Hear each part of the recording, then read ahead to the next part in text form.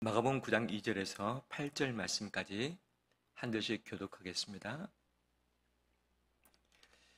엿새 후에 예수께서 베드로와 야고보와 요한을 데리시고 따로 높은 산에 올라가셨더니 그들 앞에서 변형되사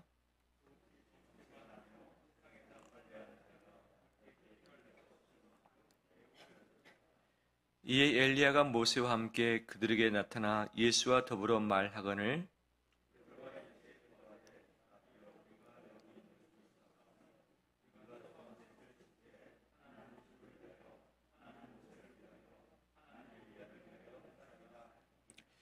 이는 그들이 몹시 무수함으로 그가 무슨 말을 할지 알지 못함이더라.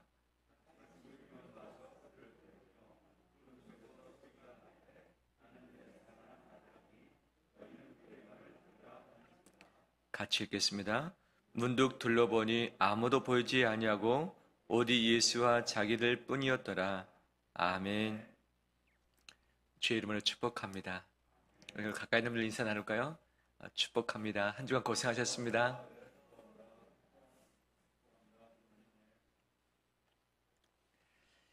백신 접종 잘 하셨습니까? 예, 이제 많은 분들이 접종하셨을 텐데 2차까지 완료하신 분 한번 손 들어 보실랍니까? 거의 지금 다 하셨습니다. 감사합니다.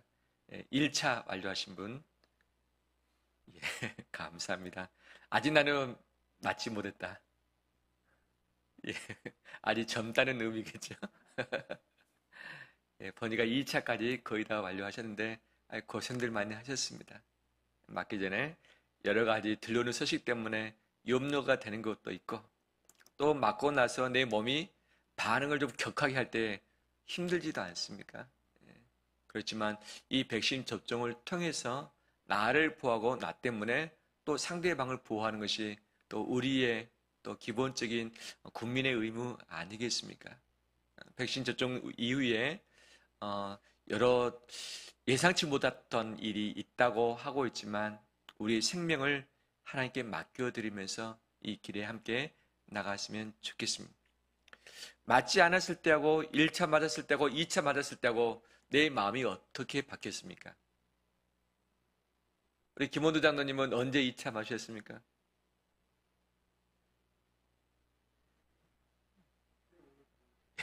꽤 오래돼서 생각지도 못하시고 2차 맞고 나면 좀 마음이 안심되시죠. 최대한 우리가 방어하고 방역을 하지만 그래도 조금 더 우리 마음이 홀가분해진 것을 봅니다. 저도 1차 맞고 나서는 조금 더 마음이 안심되더라고요. 이제 2차 곧 맞게 될 텐데 아마 좀 더 담대해지지 않겠는가 또 생각 들지만 이럴 때 더 주의하라고 하는 말도 있는 것 아니겠어요? 알고 있는 목사님 한 분이 주간에 확진 판정을 받았습니다. 경로를 보니까 2차까지 다 직장에서 접종을 완료한 딸이 돌파 감염으로 인해서 확진이 됐고 이것이 아빠에게 전달이 되어서 확진받았죠.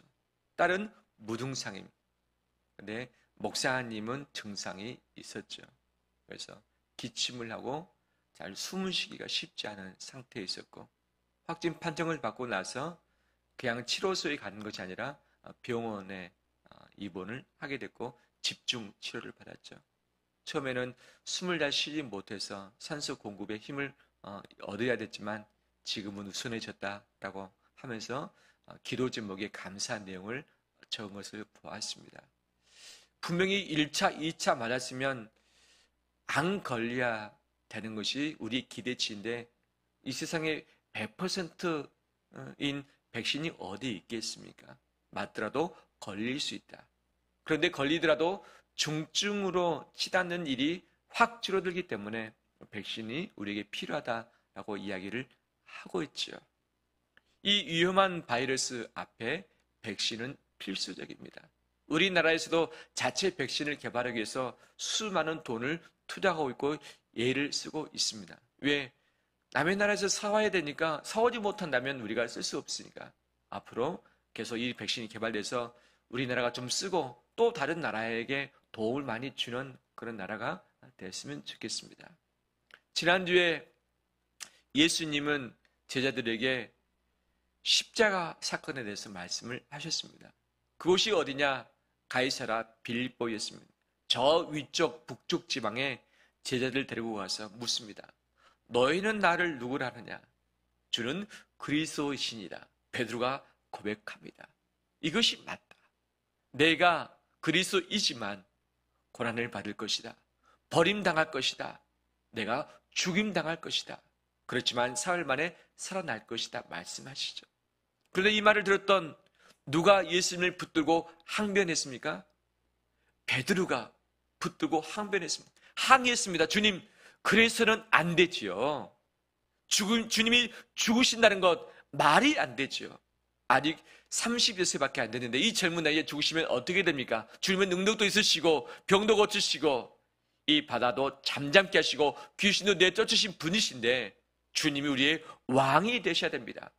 이 나라를 바꾸어서 해방해 주셔야 됩니다. 저도 예수님 때문에 한 몫을 해야죠. 이 말은 베드로가 말하지 않았지만 베드로 안에 이 욕구가 있었던 거죠. 예수님이 즉각 말씀하시죠. 사탄아, 네 뒤로 물러가라. 너가 하나님의 일은 생각하지 않고 왜 사람의 일만 생각하느냐. 나를 따라 오르거든 누구든지 자기를 부인하고 자기의 십자가를 지고 나를 따를 것이니라. 십자가 외에 나를 따를 수 있는 자가 없다 말씀하시죠. 이 말을 들었던 제자들의 마음과 생각은 어떠했을까요? 자신들이 꿈꿨던 그리스도, 기대했던 예수 그리스도의 모습이 전혀 맞지 않는 것이죠. 찬란한 왕관을 쓰고서 세상을 호위하고 자기들에게 이 장관직 또는 지역의 통치권을 주어서 자기들도 한몫 챙기려고 했었는데 예수님이 죽으시겠다 말씀하시고 나와 함께 가려거든 십자가 지라 말씀하시는데 정말 마음의 고통이 왔을 것입니다. 분명 주님은 빌립보 가이사라에서 십자가도 말씀하시고 부활도 말씀하셨습니다. 그런데 십자가는 제자들이 상상이 됐습니다. 왜? 그때 당시 로마 제국이 치렀던 사형 집행 제도 중에 가장 극악한 고통스러운 것이 십자가형이었습니다. 제자들이 직접 보았든지 아니면 이야기를 들었을 것입니다. 그래서 십자가라는 것이 얼마나 고통스러운지 죽더라도 십자가형은 피해야 된다는 것이 그들의 생각이었을 것입니다. 근데 주님이 부활도 말씀하셨는데 이 십자가의 상상력이 너무 크다 보니까 부활은 온데간데 없어져 버리고 이 십자가로 말미암아 마치 코로나에 걸린 것처럼 온 몸과 마음이 굳어지기 시작하는 거예요. 주님 안에 이런 생각이 드셨을 것입니다. 이들이 왜 한쪽만 보고 있느냐? 왜 고난과 십자가만 바라보고 있느냐? 내가 다시 살아나고 이 부활의 소망을 너에게 줄 텐데 왜 이것을 생각하지 못하고 바라보지 못하느냐? 아마 제자들이 상상할 수 있는 상상력의 한계가 거기까지였던 것 같습니다. 십자가는 이미 들었습니다. 본 적도 있을 것입니다. 이미 머릿속에 상상이 딱 되어지고 가늠이 되어집니다. 근데 부활은 본 적이 없습니다. 본 적이 없어요. 상상도 되지 않습니다. 그냥 휙 지나가는 단어일 뿐이었습니다. 주님은 이들에게 부활의 상상력을 꿈꿀 수 있는 그런 이미지를 새겨주길 원하셨던 것이죠. 그래서 오늘 본문의 2절 보면 몇 세 후라고 말하고 있습니까? 엿새 후라고 말하고 있습니다. 이 복음서에서는 이 시점을 구체적으로 잘 말하고 있지 않습니다. 쭉 그냥 서열해서 나이라고 있을 뿐이죠. 그런데 엿새 후에라고 명시한 이유는 뭐냐면 엿새 전에 있었던 일과 지금 오늘이 연관되어진다. 엿새 전에 있었던 그 일 때문에 오늘 일도 있을 수밖에 없다는 것을 바로 오늘 본문을 적고 있는 마가 요한이 이야기를 하고 있는 거죠. 엿새 전에 있었던 일이 무엇입니까? 빌립보 가이사라에서 주는 그리스도십니다라고 하는 이 베드로의 고백에 의해서 예수님이 죽으실 것과 살아나실 것을 말씀하신 그것, 예수님이 나를 따라오던 십자가를 져야 된다고 말씀하신 그때로부터 6일 후에 주님은 또 다른 계획을 세우셨던 것이죠. 어디로 데리고 가십니까? 높은 산에 데리고 가셨습니다. 그 높은 산은 어디일까? 어떤 사람은 다볼산이다. 어떤 사람은 헐몬산이다 라고 이야기를 합니다. 근데 학자들은 대체적으로 둘 다 맞을 수 있다라고 하는데 대체적으로 좀 더 헐몬산이 가깝지 않느냐라고 이야기를 합니다. 왜냐하면 빌립보 가이사라는 팔레스타인 저 북쪽입니다. 갈릴리는 가운데 정도입니다. 근데 그 북쪽에서 갈릴리로 오기까지 그 가운데 무엇이 있느냐? 헤르몬산 3,000m가 넘습니다. 사시사철 산꼭대기에 눈이 있습니다. 아주 높은, 가장 높은 산이죠. 높은 산, 아마 빌립보 가이사라에서 갈릴리 쪽으로 오시다가 그 산에 들리지 아니했을까 추정이 되어지는 것이죠. 예수님이 다 데리고 가지 않았습니다. 제자 중에서 대표되는 리더들 베드로, 야고보, 요한 3명 데리고 산에 올라가셨습니다. 근데 그곳에서 어떻게 되셨습니까? 예수님이 바뀌었죠.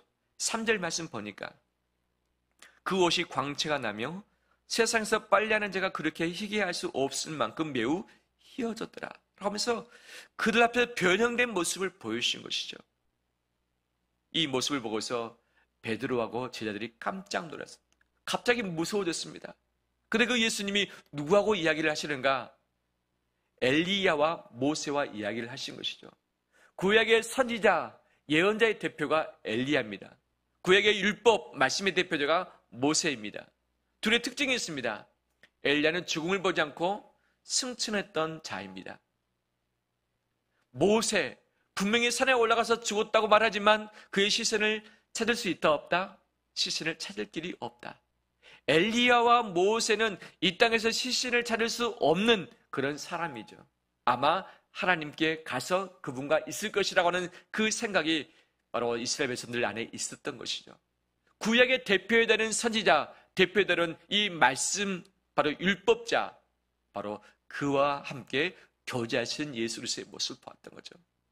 제자들이 놀랬고 베드로가 말합니다. 주님, 여기가 좋사오니 이곳에 초막 몇 개를 짓고 3개를 줍시다. 하나는 주님을 위해서, 하나는 모세를 위해서, 또 다른 하나는 엘리야를 위해서 했으면 좋겠습니다. 여기가 좋사오니 여기가 머물길 원합니다. 왜? 그 예수님의 변형되는 모습, 이미 천국에 있을 것으로 생각했던 모세와 엘리야가 함께 있는 이 자리가 마치 천국과도 느껴졌기 때문에 좋다고 이야기했던 거죠. 그런데 오늘 본문의 말씀에 베드로가 자기는 무슨 말을 했는지도 모르는 상태에서 횡설수설했다고 이야기를 하죠. 바로 그때에 구름이 몰려왔습니다. 구름 속에서 소리가 났습니다. 누구의 소리입니까? 하나님의 소리인 것이죠. 뭐라 말씀하십니까? 이는 바로 예수는 나의 사랑하는 아들이니 너희는 그의 말을 어떻게 하라? 들으라라고 말씀을 하신 것이죠. 이것이 변화산에서 있었던 역사인 것이죠. 하나님은 왜 예수 그리스도를 통해서 변화산에서 이런 일이 있을 수 있도록 보여주셨을까? 예수는 왜 제자들 데리시고서 그 변화산에 가셔서 이런 모습을 보여주셨을까? 이 본문을 살펴보면 2가지의 이유가 있는 것이죠. 첫 번째, 제자들에게 백신 주사 놓으시려고 올라갔습니다. 우리 백신 주사 어디 가서 맞습니까? 아무 데 가지 않습니다. 백신 접종을 할 수 있는 지정된 의원에 가서 문진을 다 하지 않습니까? 어디가 좋지 않은지, 컨디션이 어떤지 맞고 나서 바로 집에 오지 않습니다. 몇 분 동안 머물다 옵니까? 최소 15분 머물다 오고 주사 맞은 이후에 24시간 또는 3일, 한 달 동안 지켜보라고 이야기를 하고 있는 것이죠. 아무 때나 언제든지 맞을 수 있는 것이 백신이 아니죠. 안전한 장소, 전문가에 따라서 그 정확한 백신 주사 약을 주입을 해야죠. 1차 맞을 때, 2차 맞을 때 우리 백신 이 항체율이 달라지지 않습니까? 그런데 아무리 좋은 백신 주사를 맞았다 할지라도 100% 이 간염, 전염병을 막아낼 수는 없습니다. 불안전할 수밖에 없는 거죠. 그래서 3차 이 부스터 접종을 해야 되지 않는가 이야기를 하는 거죠. 빌립보 가이사라에서 제자들은 이 고난과 죽음과 십자가로 말미암아 마치 코로나에 병든 것처럼 마음에 병이 들고 말았습니다. 자기가 상상했던 예수 그리스도의 모습, 이것은 말씀하시지 않으시고 고난받을 모습, 죽으실 모습, 너희도 나처럼 죽을 것이다 라고 말씀하셨는데 마음이 피폐되고 두려운 가운데 있게 된 것이죠. 주님은 이들을 치료하셔야 되겠고 앞으로 말뿐만 아니라 직접 십자가를 보고 십자가를 겪을 때에 극복할 수 있도록 백신 접종할 필요가 있었던 것이죠. 그래서 주님은 백신 접종을 하셨습니다. 어떤 백신이었습니까? 십자가의 백신이었습니까? 부활의 백신이었습니까? 부활의 백신이었습니다. 예수님이 부활의 모습을 미리 보여주시고 부활한 이후에 어떤 삶을 살게 될 것인가를 그 생활상을 먼저 알려주심으로 말미암아서 제자들의 머릿속에 꿈꿀 수 있게 하셨고 이제는 상상할 수 있게 되었고 예수님이 죽으실 뿐만 아니라 부활하신다는 것을 마음속에 새기기 시작을 했었던 거죠. 이것이 각인이 됐지만 제자들은 아직도 의심이 많이 있었습니다. 하지만 주님은 상상할 수 없는 부활의 모습을 보여주심으로 말미암아서 부활의 예수 그리스도를 알려주셨던 것이죠. 이것이 있으면 십자가를 통과할 수 있다. 바로 예수님이 이것을 믿고 아셨기 때문에 십자가를 걷더니 통과를 하셨던 것이죠. 제자들이 이 부활에 대한 믿음과 이 상상력의 이미지가 있을 때에 십자가의 고통스러운 이미지를 극복할 수 있는 힘이 있다는 것을 아셨기 때문에 이것을 보여주길 원하셨던 것이죠. 그 부활의 백신 주사 주님이 우리에게 이미 놔주신 줄 믿습니다. 이것이 있으면 어떤 고난이든지 십자가든지 통과할 수 있습니다. 통과할 수 있습니다. 세상의 백신은 불완전합니다. 100%가 없습니다. 하지만 주님의 백신은 온전합니다. 영원합니다. 완전합니다. 이 백신을 맞는과 동시에 그 어떤 고난과 십자가가 내게 닥쳐온다 할지라도 우리는 그것을 이겨낼 수 있습니다. 특징은 뭐냐? 제자들이 고난과 십자가를 두려워할 때에 그래 두려워하느냐? 내가 고난 좀 줄여줄게. 십자가 좀 덜 힘들게 해줄게. 나도 고난과 십자가 좀 내가 줄여주리마. 그러면 좀 낫겠지? 라고 하면서 고난과 십자가를 줄인다고 말씀하신 적이 없습니다. 고난과 십자가는 그대로 간다. 하지만 이것을 극복할 수 있는 부활의 백신 주사 내가 맞게 해주겠다. 더 강력한 능력을 가지고 주사 맞게 하심으로 고난과 십자가를 통과하게 하셨던 것이죠. 우리는 무엇을 위해서 기도합니까? 무엇을 구하고 있습니까? 앞에 놓여진 고난과 불확실한 미래를 향해서 이것이 줄어들 수 있도록 내게 다가오지 않도록 아프지 않도록 아프다는 속히 나을 수 있도록 우리 이것을 위해서 기도합니다. 주님 역시 그렇게 해 주실 것입니다. 하지만 더 강력한 것이 내 인생 가운데 닥쳐온다 할지라도 이것보다 훨씬 더 강력한 백신이 내게 있다면 이 모든 것을 통과하게 될 것입니다. 주님은 고난을 줄이지 않고 이 부활의 능력을 강화시키셨습니다. 이것을 힘있게 하심으로 말미암아서 이 고난을 극복하게 하셨던 것이죠. 우리 인생 앞으로 이어진 가운데 어떤 일이 일어나는지 우리는 알 수 없습니다. 가면 갈수록 힘도 약해지고 돈도 부족해지고 우리 인생의 꿈도 줄어들 수 있습니다. 하지만 이것들을 두려워하지 않는 우리 되길 바랍니다. 예수 그리스도의 부활의 능력은 온전하고 완벽하고 영원해서 이것이 가슴속에 박혀진 심령들은 이 세상 그 모든 고난과 십자가를 충분히 이겨낼 수 있습니다. 두려워하지 마십시오. 고난이 줄어들기 위해서 고난이 피해가도록 기도도 하지만 부활의 능력과 그 소망이 더 커지도록 이 힘이 내게 장착되도록 이것으로 무장되도록 기도하는 것이 우리의 본분인 줄 믿습니다. 할렐루야. 두 번째, 왜 주님은 변화산에서 제자들의 그런 모습을 보셨을까? 바로 오늘 읽었던 본문의 마지막 부분인 것이죠. 예수님이 계셨지만 그곳에 누가 나타나셨습니까? 하나님이 나타나셨던 것이죠. 이 예수님의 공생의 기간 동안에 하나님이 직접 나타나신 경우가 3번 있습니다. 3번. 3번 다 음성으로. 왜? 직접 볼 수 없는 영체이기 때문에 예수님이 사람의 몸을 입고 오셨기 때문에 그 사람을 몸을 통해서 예수님 보지만 하나님은 영체이기 때문에 볼 수 없는 것이죠. 대신 말씀으로. 언제 나타나셨습니까? 예수님이 공생의 초기 때 세례받았을 때에 성령이 비둘기처럼 임했습니다. 하늘에서 소리가 났습니다. 이는 내 누구다? 사랑하는 아들이다. 내가 너를 기뻐하노라 라면서 음성으로서 예수님이 하나님의 아들 되심을 증거하셨던 것이죠. 지금 변화산의 모습, 이 빌립보 가이사랴의 그 지점은 예수 그리스도의 십자가로 향하는 관문이기도 하고 예수 그리스도의 사역의 정점입니다. 바로 새로운 이 십자가를 향해서 턴을 해야 되는 그런 변환점인 것이죠. 그때에 하나님이 나타나셨습니다. 이는 예수는 나의 사랑하는 아들이다 라고 말씀하셨습니다. 요한복음 12장에서도 예수님이 기도하셨습니다. 고난에 대해서 기도하셨습니다. 예수님의 사역의 마지막입니다. 하나님 아버지, 주께서 영광 받으신 것처럼 저도에게도 영광을 주시면 좋겠습니다. 그때 음성이 나타나사 내가 너에게 이미 영광을 주었노라, 영광을 너로 말미암아 취했노라 라고 하면서 하나님의 음성이 또 나타났습니다. 예수님의 사역의 초기 때, 사역의 중기 때, 사역의 말기 때 하나님의 음성으로 직접 예수님이 하나님의 아들 되심을 증거하신 것이죠. 오늘 변화산에 데리고 올라갔던 이유, 높은 산에서 하나님과 더 가까워지고 싶은 그 갈망에 있는 그 장소, 베드로하고 그 제자들이 이곳이 마치 천상인 것처럼 느껴졌던 그 장소에서 하나님이 보고 계셨고 함께 하시사 이들이 들을 수 있는 음성으로 나타나신 것이죠. 예수님은 누구입니까? 하나님의 아들이십니다. 하나님의 아들이십니다. 마가복음 8장에서는 주는 그리스도십니다라고 끝냈지만 마태복음 16장에서는 베드로는 이렇게 고백을 했죠.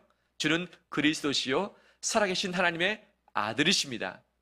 즉 그리스도 되심과 하나님의 아들 되심이 바로 십자가와 부활의 근거라고 하는 사실이죠.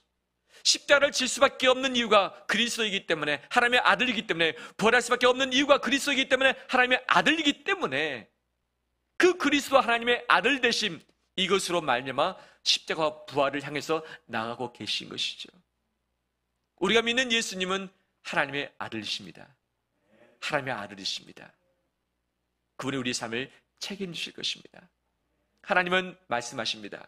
그러기에 너희는 그의 말을 어떻게 하라? 들으라. 너희는 그의 말을 들으라. 이 가이사랴 빌립보에서 제자 중에 누가 대표로 말했습니까? 베드로가 말했습니다. 누가 대표로 예수님을 붙들고 항변하며 항의했습니까? 베드로가 말했습니다. 변화산에서 세 명의 제자 중에 누가 대표로 말했습니까? 베드로가 말했습니다. 이곳이 좋사오니 이곳에 머물길 원합니다. 주님 도저히 그래서는 안 됩니다. 주님의 뜻과 계획이 있는데 이 뜻과 계획에 반대해서 자기의 생각을 말하면서 하지 말 것과 할 것을 말한 거죠. 둘 다 정반대죠. 하지 마십시오. 해야 되는데. 이곳이 좋습니다. 내려가야 되는데. 엉뚱한 소리 하고 있는 거죠. 예수님을 알지 못하기 때문에. 그런 베드로와 제자들에게 하나님 말씀하십니다. 너희는 그의 말을 들으라. 너가 원하는 것을 주께 말하지 말고, 너가 원하는 말을 주께 이야기함으로 예수님을 꺾지 말고, 예수의 가고자 원하는 그 길, 계획하는 그 길 갈 때 너희가 듣고 따라가라. 하나님이 보내신 예수가 하나님의 아들임을 너희가 믿는다면, 그가 그리스도임을 너희가 믿는다면 그의 말을 듣는 것이 맞다 말씀하시죠. 그러면서 이 제자들을 이제 세상으로 내려가도록 허락을 하셨습니다. 예수님이 그리스도이심과 하나님의 아들이심을 믿으시죠. 그렇다면 우리는 그의 말을 들어야 할 직무가 있는 것입니다. 그의 말을 듣기 위해서 오늘도 저 앞에 나온 줄 믿습니다. 그의 말을 의지하며 오늘도 살아가고 있는 줄 믿습니다. 이것이 우리의 구원의 길이고 이것이 능력의 길인 줄 믿습니다. 로마서 8장에 현재의 고난은 장차 다가올 무엇과 영광과 좋게 비교할 수 없다 말씀하시죠. 고난이 있는가 하면 영광이 있습니다.